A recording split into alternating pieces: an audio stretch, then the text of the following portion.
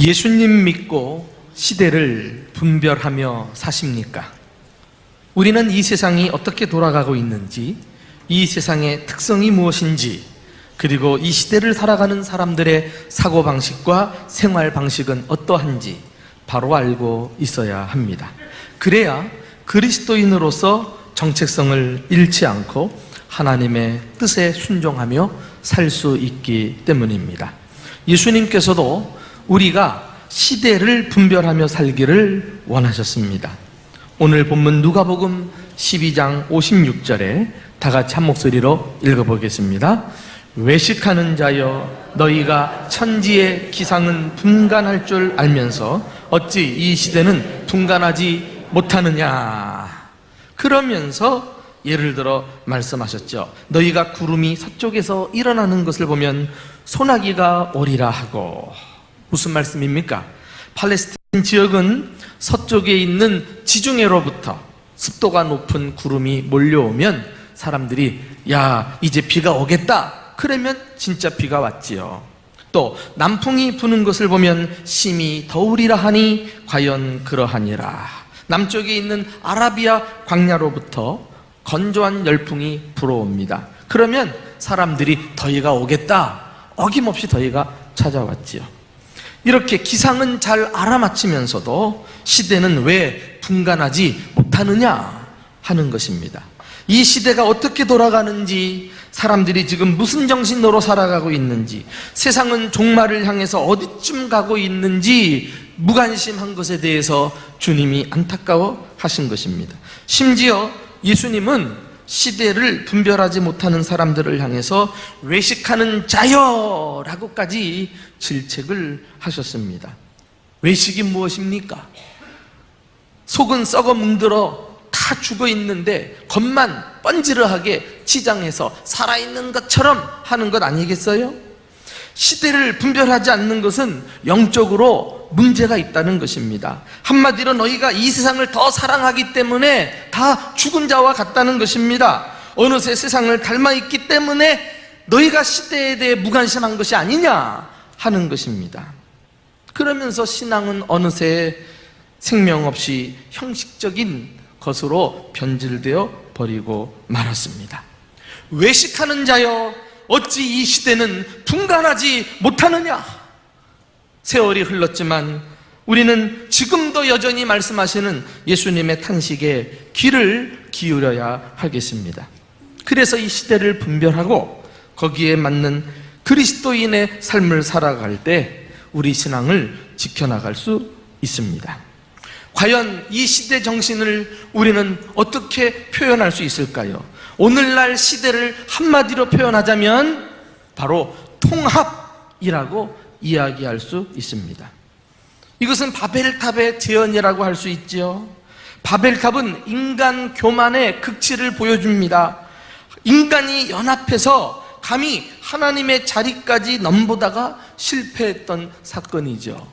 우리가 그 바벨탑 사건 본문을 읽었습니다마는 사람들이 성을 쌓고 탑을 높이 올려가면서 나중에 뭐라 그러죠?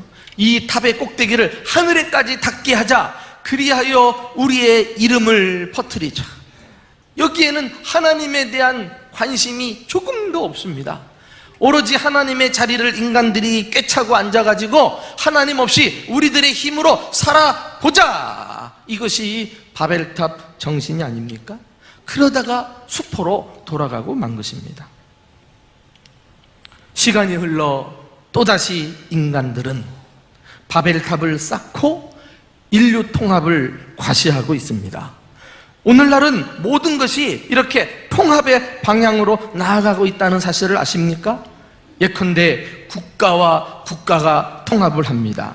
그래서 소위 국가연합을 이루죠. 우리가 아는 대로 유럽 국가들이 연합합니다. EU, 유럽연합이라는 단체가 있잖아요. 또 환태평양 연안 국가들이 연합을 합니다. 그래서 환태평양 경제 동반자 협정 TPP라고 해가지고 또 연합 모임을 결성을 했죠. 또 우리나라도 들어가 있는 동남아시아 국가연합 아세안이라고 해서 이렇게 다른 국가들의 연합체와 대응하기 위해서 전 세계가 지역별로 어떤 블록을 형성하고 있는 것을 봐요. 그러면 저 중남미 국가들은 어떻습니까? 물론 남미 국가연합이 존재하고 있죠. 이래서 이제는 국가가 혼자서 살아남을 수 있는 것이 아니라 국가와 국가가 연합해서 전 세계가 이렇게 크게 블록화를 형성하고 있는 것을 보게 됩니다. 뿐만이 아닙니다. 회사와 회사도 통합을 합니다. 그래서 국내뿐만 아니라 국외의 기업까지도, 그래서 이 치열한 경쟁 속에서 살아남기 위해서 서로 힘을 모아서 공룡과 같은 거대 기업을 만들어내잖아요. 이것을 우리는 합병이라 그래요. M&A라고도 이야기하고, 그래서 심지어 전 세계 구석에 있는 기업까지도 자신들에게 이익이 된다면 다 통합을 하는 거죠. 또 오늘날 조직과 조직이 통합을 하는 방향으로 발전하고 있습니다. 소위 네트워크를 이룬다 그러잖아요. 그물망을 구축하는 조직으로 발전하고 있어요. 과거에는 계급 제도의 근거에서 획일적인 상하 구조가 지배적이었죠. 우리가 그림으로 그린다면 사다리 구조라 그럴까요? 피라미드 구조라 그럴까요? 그래서 상명하복, 위에서 명령하고 밑에서는 복종하고, 이런 구조 속에서는요, 위에 지시만 기다리고 있어요. 그러니까 정보 전달이 위에서 아래로 더디 내려가고 분위기가 경직되고 매우 그 조직이 수동적이고 타율적일 수밖에 없는 한계를 가지고 있습니다. 그런데 오늘날에 와서는 이런 상하 조직이 어떻게 바뀌었냐면은 원으로, 그래서 그물망 구조로 변하고 있습니다.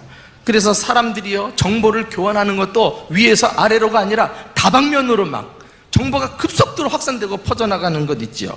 그러면서 조직원들이 자율적이고 역동적으로 움직이게 되고 정보의 파급 효과가 얼마나 신속하게 나타나는지 이루 말할 수 없어요. 여러분들이 이 말씀을 이해하기 어렵다면 간단하게 여러분의 조직이나 어떤 회사, 심지어 교회 회의실조차도 그 회의실의 테이블이 어떤 것으로 이루어졌는가 보시면은 단번에 이해할 수 있어요. 예전에 우리 교회도 회의실, 당회실이라고 하면은요, 큰 직사각형 테이블이 가운데 놓여 있고, 그래서 리더가 딱 상석에 앉고, 그리고 모든 회원들이 줄비하게 일렬로 딱 마주보고 앉아 있어요. 상대방의 얼굴을 볼 수 없어요. 오로지 맞은편 사람만 보고 있는데, 사이가 좋으면 괜찮은데 사이가 나쁘면 늘 대결 구도로 아웅다웅 싸우는 이런 분위기로 회의가 계속 진행이 될 수 있다는 것이 한계라고 할 수가 있어요. 그런데 우리 장로님들이 정말 마음을 열고 동의해 주셔가지고 그 테이블을 걷어내고 원으로 된, 그래서 누구나 얼굴들을 볼 수 있고, 그리고 적극적으로 참여할 수 있는 구조로, 그리고 굳이 상석이라고 따로 없이 앉으면 되는 이런 테이블을 사용하고 있습니다. 목양실에 와서 보시면은 목양실에 그 테이블도 원 테이블로 이루어져 있어요. 그래서 거기는 꼭 담임 목사가 고정되는 자리가 없죠. 누구든지 오시면 편안하게 앉으시면 돼요. 그리고 담임 목사 공간이지만은 우리 교회 공간이 작기 때문에 소위원회라든가 어떤 모임이라도, 심지어 새가족 공부라도 그냥 내 목양실을 사용해야겠다고 요청을 하면 기쁘게 열어놓고, 그러면 와서 열심히들 교제하는 것을 보면 마음이 얼마나 흐뭇한지 몰라요. 여러분, 심지어 오늘날은요, 이렇게 조직과 조직이 통합을 하는 것뿐만이 아니라 문화와 문화조차도 통합을 합니다. 동양과 서양이 이제는 서로 함께 뭉쳐버려요. 이것을 소위 퓨전이라 그러죠. 융합이라 그럽니다. 이 동양인 것인지 서양인 것인지 도저히 그 정체를 알 수가 없는, 음식조차도 맛이 신비로운 이런 상황 속에 우리가 살아가고 있지요. 그런데 여러분, 여기서 우리가 주목해야 할, 예전에 바벨탑을 쌓을 때하고는 또 다른 이 시대에 중요한 한 가지 시대 정신이 있다는 사실을 놓쳐서는 안 됩니다. 그것은 세상의 흐름이 외면적으로는 통합의 방향으로 나아가고 있는 것 같지만 내면적으로는 대단히 아이러니컬하게도 해체되는 방향으로 나아가는 거 있죠. 소위 디컨스트럭션이라 그래가지고 지금의 기존의 원리와 원칙, 구조와 모든 방식들이 다 부정이 되고 그리고 해체되는 이런 방향으로 나아가고 있어요. 알고 보니까 사람들이 다 뭉뚱그려 통합을 해놓고 그 가운데서는 기존의 질서와 권위들을 인정하지 않는 방향으로 나아가고 있는 것이죠. 그래서 이 해체라는 단어를 또 다른 용어로 탈중앙화, 탈집권화라고도 말합니다. 그래서 오늘날 사람들의 행동 양식을 보면은요, 가운데로 중앙으로 모여드는 것보다도 이제 자꾸 밖으로 확산되고 퍼져나가는 것을 원하는 경향이 아주 짙게 나타나는 것을 봅니다. 이제는 권력이나 힘도 한 사람에게 집중되는 소위 1인 영웅 시대 또는 1인 권위주의 시대는 지나가 버렸어요.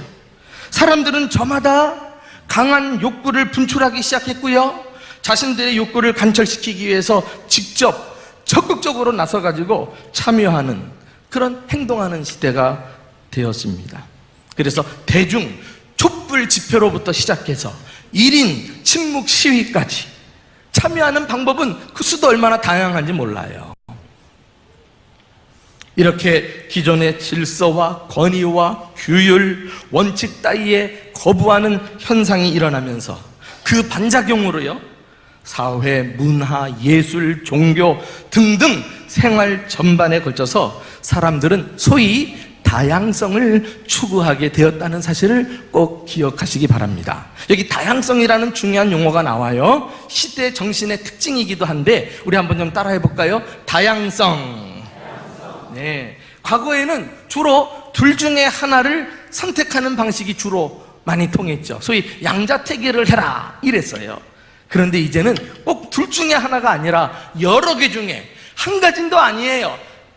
선택하고 싶은 대로 택해라. 이런 방식으로 사회가 양상이 바뀌어가고 있습니다. 그러면서 과거에는 꼭 이렇게만 해야 됐다, 반드시 이래야 돼 라고 말했던 틀이 다 깨어지면서요, 이제는 다양한 생활 방식을 접하게 되었다는 것입니다. 예컨대 직장에서 일을 하는 시간도 그래요. 오전 9시부터 오후 5시까지. 이건 뭐 우리가 너무 익숙한 정통적인 방식 아니에요? 근데 현재는 많은 기업들이 이 방식을 바꿔버리고 말았어요. 오전 7시에 출근해서 오후 3시에 퇴근하고 나머지는 자기 발전을 위해 쓰라는 거예요. 운동도 하고 레저도 하고 학원도 다니고 말이죠. 그리고 굳이 회사에 가서 근무할 필요 없이 재택근무도, 집에서 하는 근무도 많이 보편화되고 있어요. 심지어요, 회사에 가면은 자기 사무실 공간이 따로 있는 것이 아니라 출근하는 대로 컴퓨터가 자리를 배정해 주지요. 번호표를 받아다가 그 번호에 해당되는 자리에 딱 가서 컴퓨터를 키면 회사에서 요구하는 업무가 쫙 펼쳐져요. 그러면 그 자리에 앉아가지고 그 일을 소화해나면 그날 하루 업무는 끝나는 거예요. 이렇게 기존의 여러 가지 방식과 질서들이 여지없이 부정되면서 다양한 삶의 방식을 추구하게 된 것이 이 시대의 삶이라고 할 수가 있습니다. 그런데요, 이제부터 제가 말씀하려는 것은 이런 시대 정신의 변화가 사람들의 생활 방식만 바꾸는 것이 아니라 영적, 정신적 삶에도 커다란 영향을 미쳤다는 사실을 알아야 하겠습니다. 아마 이 부분이 제가 오늘 강조하려는 본론이라고도 할 수가 있겠는데요, 요한계시록 12장, 13장, 14장에 가서 보시면은 말세에 되어질 일에 대해서 사도 요한이 환상을 봅니다. 딱 보니까 붉은 용이 등장하는데 시꺼멓죠. 이 붉은 용은 우리가 아는 대로 모든 악한 영들의 수장인 사탄 마귀를 의미하거든요. 근데 붉은 용이 혼자서 활동하는 것이 아니라 가만히 보니까 바다에서 올라오는 짐승을 가지고 활동을 해요. 소위 바다 짐승이라고 하는데, 이 바다 짐승은 성경적으로 부패한 권력 아니면 부패한 정치 세력 등을 의미하거든요. 그러니까 아주 악한 권력이나 정치력을 가지고 사탄이 자기 꿈을 펼친다니까. 뿐만 아니에요. 또 환상을 보니까 이번에는 땅에서 올라오는 짐승이 있어요. 육지짐승이라 그러는데 이것은 성경적으로 거짓 선지자를 말합니다. 사이비 이단 종교를 말하는데 사탄은 또 한편으로 거짓 사상과 사이비 종교들을 퍼뜨려 가지고 이 세상을 악으로 가득 차게 만들거든요. 자, 붉은 용인 사탄 마귀가 우두머리를 있고, 한편에는 부패한 정치 권력이 있고, 한편에는 거짓 사상과 종교가 있고, 이것을 우리는 사탄의 삼위일체라고 말해요. 이 세 가지 세력이 총동원해가지고 말세지 말 자기 때가 마지막이 가까운 줄 알고요, 더 사탄 마귀가 이 세상을 혼잡하게 만들고 있는 것입니다. 그런데 이런 사탄의 삼위일체가 하나님과 교회를 공격하는데 무엇을 가지고 공격하느냐? 가만히 보니까 아까 제가 말씀을 드렸죠. 시대가 통합하는 방향으로 나아간다. 근데 가만히 알고 보니까 통합을 해서는 모든 것을 다 해쳐 모이는 식으로 부정하고 해체하는 현상들이 일어난다. 그러면서 사람들은 저마다 다양성을 추구하고 다양한 삶의 방식을 따르게 되었다는 거 말씀을 드렸어요. 근데 이 다양성이라는 말이요, 사상적으로 자리 잡으면서 소위 다원주의라는 말이 탄생하게 됩니다. 바로 이 사탄의 삼위일체가 이 다원주의를 가지고 말이죠, 오늘날 우리를 영적으로 정신적으로 혼미케 하고 이 세상을 악으로 물들게 한다는 사실을 우리는 기억해야 할 것입니다. 한국교회가 진정 깨어서 맞서야 할 것은 이런 사탄 마귀가 부리는 다원주의의 악한 영향을 우리는 직시하고 대처를 해야 할 것입니다. 저는 이 다원주의라는 이름으로 어느새 우리 종교와 문화와 심지어 가정에까지도 영향을 끼치면서 자리 잡아가고 있다는 사실에 대해서 여러분들과 함께 말씀을 좀 드리고 싶어요. 세 가지로 다원주의의 실체를 함께 나누어 보고자 합니다. 첫째는요, 종교다원주의예요. 종교다원주의. 한번 따라해 볼까요? 종교다원주의. 여러분, 이렇게 다원주의가 종교의 형태를 띠고 출현한 것이 바로 종교다원주의라고 할 수 있어요. 종교다원주의의 핵심은 무엇입니까? 한마디로 결국 모든 종교는 공동의 선을 추구하고 하나의 하나님을 섬기는 것이라고 보는 것입니다. 그래서 한 하나님을 섬기는 면에서 모든 종교가 동일하므로 한 가지 종교만 절대시하거나 고집하지 말고 다양하게 모든 종교를 다 인정하자는 거예요.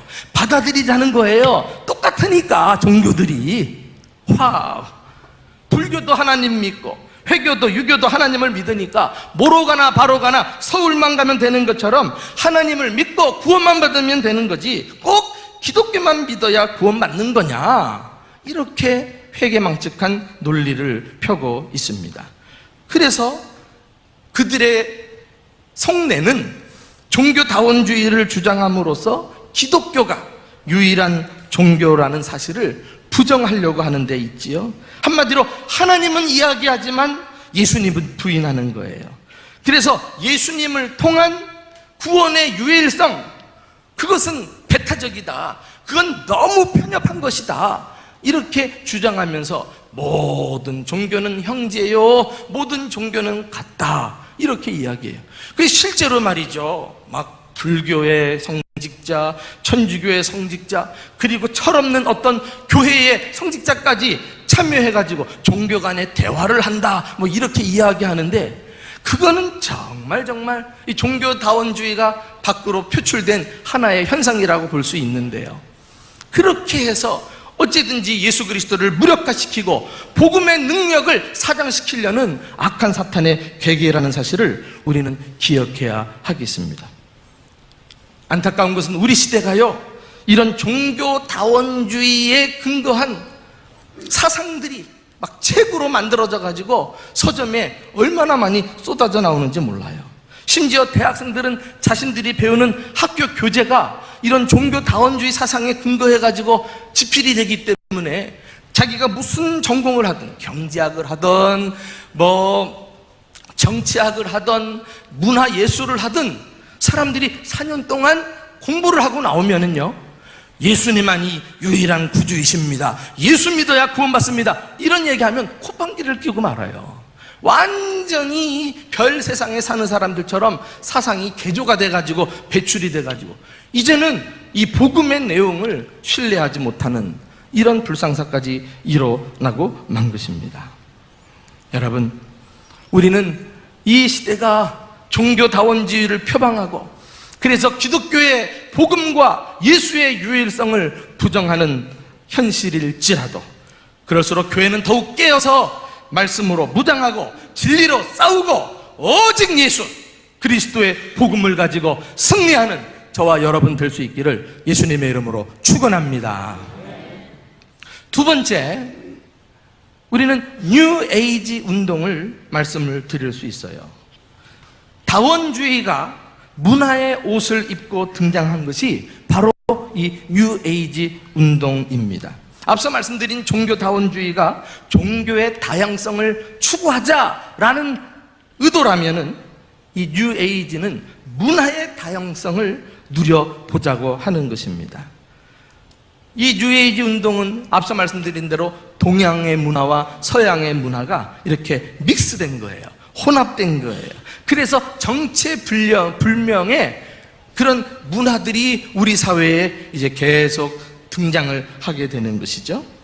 그래서 이 뉴 에이지 운동을 동서양을 막론하고 모든 종류의 문화가 다 들어가 있는 문화의 대형 슈퍼마켓이라고도 표현을 합니다. 우리는 현대인들은 그 대형 슈퍼마켓에 들어가 가지고 자기가 원하는 다양한 문화를 마음껏 경험하고 누릴 수 있다는 거죠. 이게 뉴 에이지 운동이에요. 이러한 뉴 에이지는 어느새 음악으로, 예술로, 혹은 문학 작품으로 또는 강신술, 점성술, 체면술, 그리고 초절명상, 요가, 단, 선과 같은 정신건강 요법이란 이름으로 우리 가까이에 생활 속에 깊이 들어와 있는 것을 볼 수가 있습니다. 여러분, 이런 뉴 에이지 현상들을요, 단지 이 시대의 문화의 한 흐름으로만 여기고 지나갈 수가 있는데 그것을 피상적으로 보지 말고 정직하게 꿰뚫어 보게 되면은 문화의 형태가 아니라 어떤 영적 특성을 띠고 있는 것을 보게 됩니다. 다시 말해 종교의 형태를 가지고 있어요. 문화라는 도구를 가지고 우리의 영적인 면에 지대한 영향을 끼치고 있는 것입니다.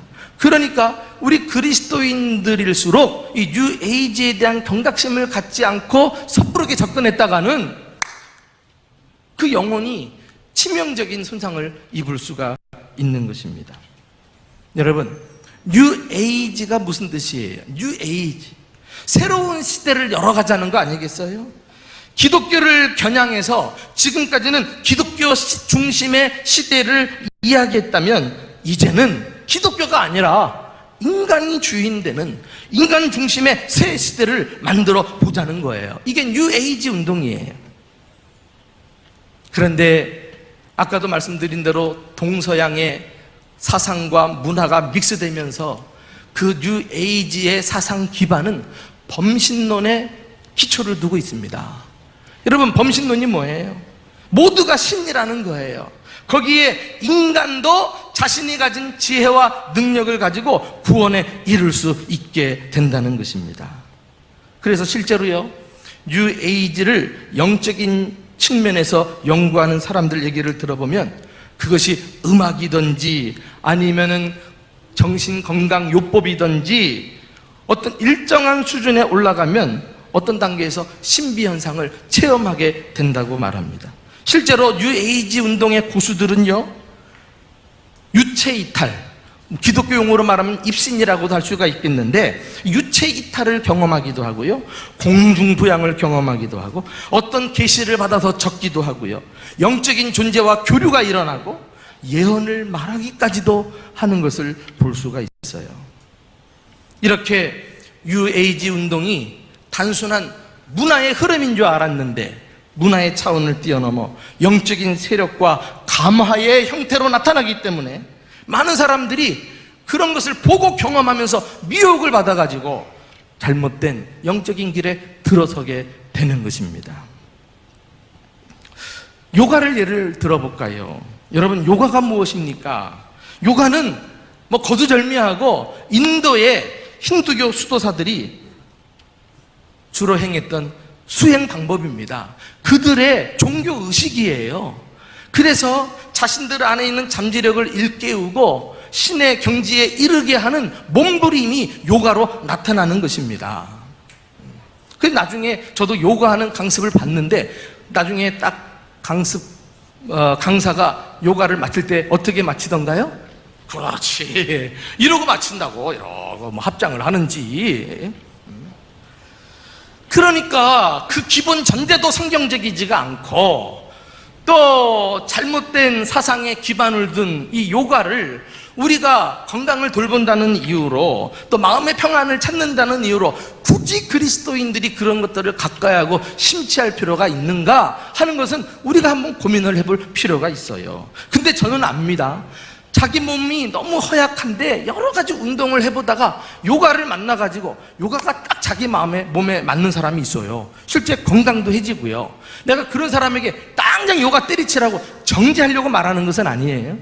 그러나 우리가 요가 전문가는 아니더라도 결국은 요가조차도 어떤 영적인 맥락과 다 있다는 사실을, 경각심을 가지고 우리는 요가를 가까이 접해도 주의하면서 영적인 영혼의 치명상을 입지 않도록 주의를 기울여야 될 필요성이 있다는 사실을 말씀을 드리고 싶습니다.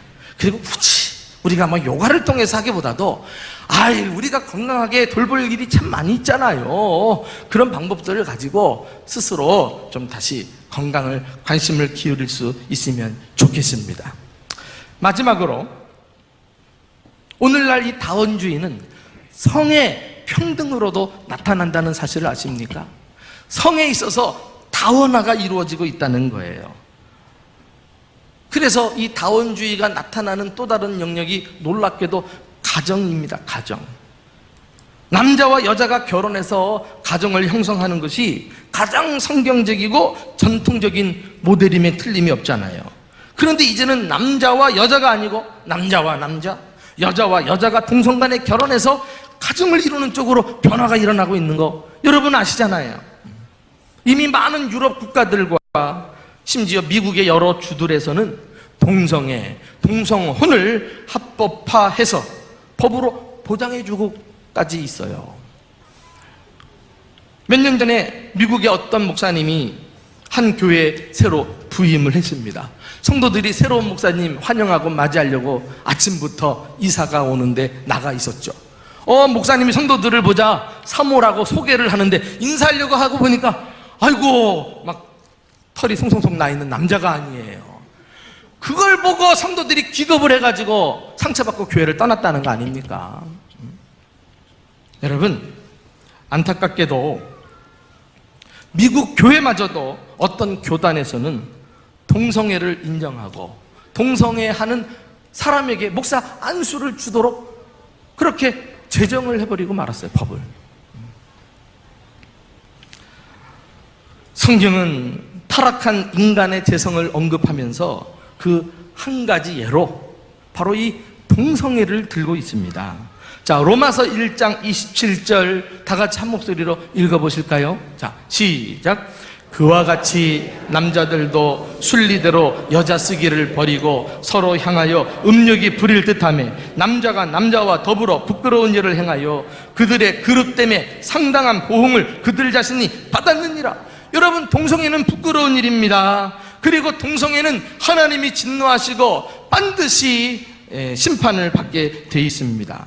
그래서 동성애가 만연했던 소돔과 고모라 성도 하나님께서 하늘에서 유황불을 내려 심판하지 않았어요?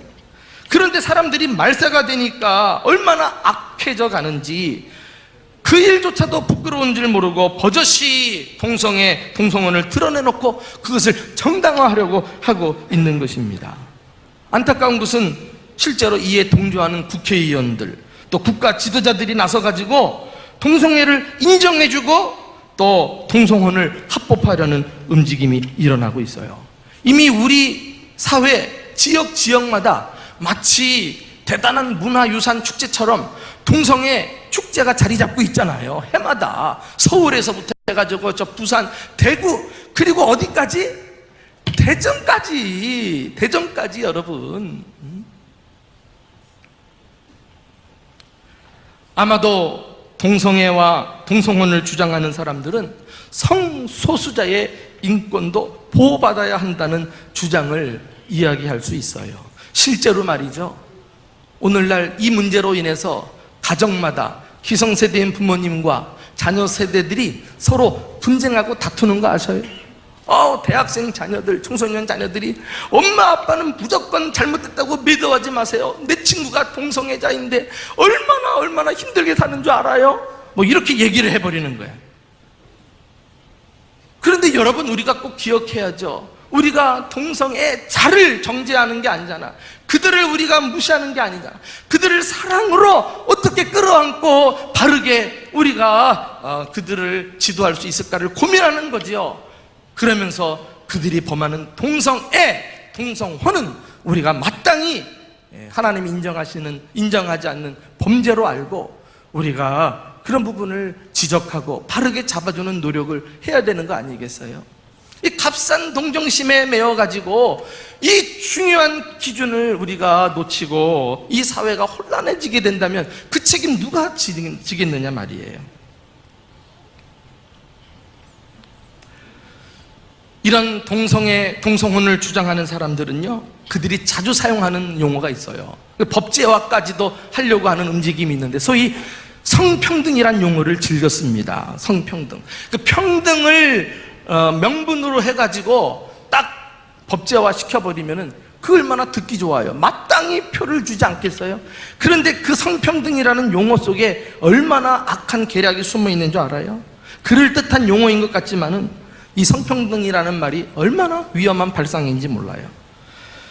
여러분, 성평등이 뭐예요? 한마디로 성을 구분하지 말자는 겁니다. 성을 자기 자신이 결정하게 하자는 거예요. 이미 생태적으로 태어날 때 남성, 여성으로 하나님께서 창조 질서를 따라 구분해 주셨건만 이 자체를 부정해버리고 성은 내가 결정하는 대로 우리가 정하자. 이게 성평등의 요지라고 할 수 있어요. 그래서 성평등을 주장하는 사람들은 그 1차적인 방법으로 화장실, 남자, 여자 표시 다 없애버리자. 그리고 성중립 화장실을 만들자. 그래서 모두 평등하니까 성이 남자나 여자나 같이 쓰자. 그래가지고 우리 사회 곳곳에 성중립 화장실이 막 세워지고 있다니까. 마치 그렇게 해야 의식이 있는 것처럼 발전하는 것처럼 너나 막 전부 다 앞서가지고 그렇게 화장실을 만들어내고 있는 추세예요. 뭔가 잘못돼도 대단히 잘못됐지요. 부끄러운 줄 모르는 일이 아니겠어요? 어떻게 인간이 태어날 때 갖게 되는 이 생태학적인 성을 부정할 수 있느냐 말이에요. 어떻게 하나님의 창조 질서를 부정하고 가정과 사회 질서를 무너뜨릴 수 있느냐 말이죠. 우리는 그것을 허용할 수 없어요. 우리 기독교인들은 양성평등을 인정하지 성평등은 절대 인정할 수 없어요. 양성평등이 무엇입니까? 남녀 차별하지 말고 인격적으로 사회적으로 동등하게 대해주자는 거 아니겠어요? 그거 얼마나 올바르고 타당한 말입니까? 그러나 남녀의 평등은 가능하지만 모든 성이 다 평등할 수는 없다는 사실을 꼭 기억할 수 있기를 주님의 이름으로 축원합니다. 그런데 여러분, 이런 동성애, 동성혼을 주장하는 사람들은 또 한 가지요. 이번에는 인권을 빙자하면서 소위 차별금지법을 법제화하려고 혈안이 되어 있어요. 처음에는 평등을 빙자로 해서 성평등이라는 해괴망측한 법을 자꾸 제정하려고 노력하고, 그리고 또 인권이란 이름을 가지고 차별금지법을 주장합니다. 마땅히 차별금지는 해야죠. 말은. 근데 학교에서 학생의 인권이 존중받아야죠. 차별당하면 안 되잖아요. 군에서 군인들의 인권이 존중받아야죠. 차별금지법 일리가 있어요. 그런데 이 사람들이요, 그 차별금지법 안에 어떤 문구를 교묘하게 섞어가지고 붙여놔 버렸냐면은, 개인의 성적 취향 차별 금지. 성적 취향 차별 금지가 뭐예요? 여러분, 이 세상에는요, 변태적인 성적 취향이 50여 가지가 있어요. 동성애는 말할 것도 없고, 심지어 어린아이들만 보면 성욕이 일어나는 이런 소아, 성애자들도 있단 말이죠. 뭐 이루 말할 수 없는 여러 가지 다양한 성적 그런 취향들을 차별하지 말고 인정하자. 그래가지고 어떻게 이 공동체가 바로 세워질 수 있겠어요? 동성애 차별 금지. 이제 동성애에 대해서 이러쿵저러쿵 하면은 차별한다고 해서 법에 접촉이 되는 거예요.